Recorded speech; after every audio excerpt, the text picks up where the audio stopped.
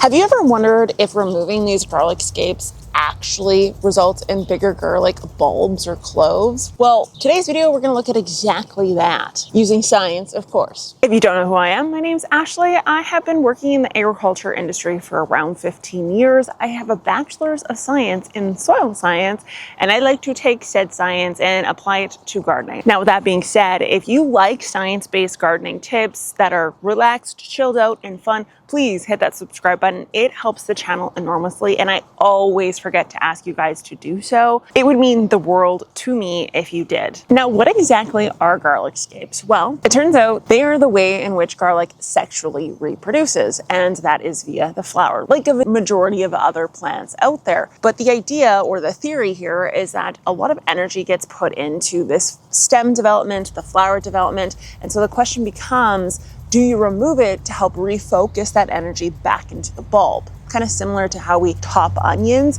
in hopes of distributing the energy used to build the leaves, in that case, to build the bulb. A 2014 study looked at this, and it showed that if you followed the protocol of removing these garlic scapes, you increase the volume of the bulb by weight 22 to 35%. Now, this study specifically showed that the bulb size was larger and the number of total cloves in that bulb was also higher. So the time in which you actually remove these is right now. For me personally, I just snap them. You could use scissors if you wanted, and you just snap them off literally when the leaves start. And these can actually be used for like pesto, pasta, and that sort of thing, which is very tasty. Or you can fry these like garlic. It's just, keep in mind, it is very garlicky smelling, and it's kind of spicy too. Here's actually an example of one that is beginning to go too far. There's two things happening here. This flower is beginning to swell, and this stem is beginning to straighten.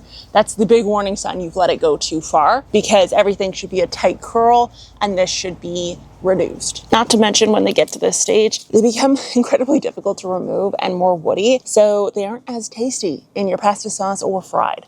From a home garden based perspective, is it worth it? Well, Cornell and a number of small farming operations actually did some trials on this. And again, it showed in a garden setting, a small scale setting, the removal of the flower only increased it by 18 to 22%, which is less than the 22 to 35%, but it's still more, and significantly more when we're talking about science and yield increases. That's quite significant. Now, it particularly showed in at-home garden soils that were low in nutrients or deficient in nutrients, the removal of the flower had the greatest benefit. And garden soils aren't perfect. We're not getting our soil tested to make sure it's on the up and up.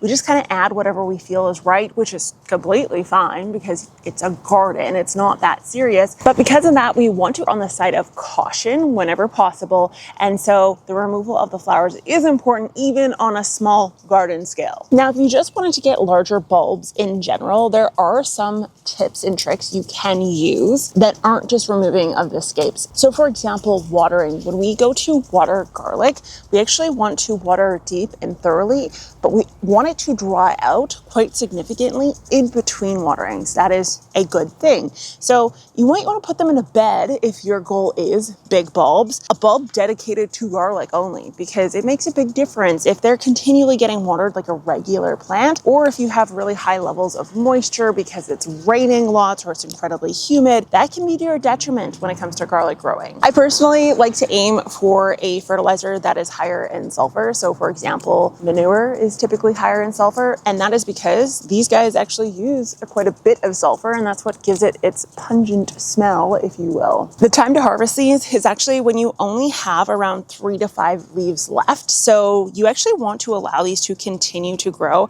until your bottom leaves begin to die off. So you can kind of see it happening here in this bed slowly. What we want to wait for is that 3 to 5 leaf mark before we actually yank the bulb out. Moral of the story is that yes, the removal of these flowers is important because it does redirect the energy back into the bulb. We want to just use manures ideally for fertilizer, but compost and anything else is just fine. This year is a little bit of a cooler year, so these bad boys didn't start showing up here until the beginning of July, but typically you can see them as early as mid to late June in a colder climate such as where I am. So Geek Crew, if you want more science-based information. Or if you have any tips about growing garlic, please put them in the comments down below. Hit that subscribe button, like, sharing is caring, and I will talk to you guys next time. Bye!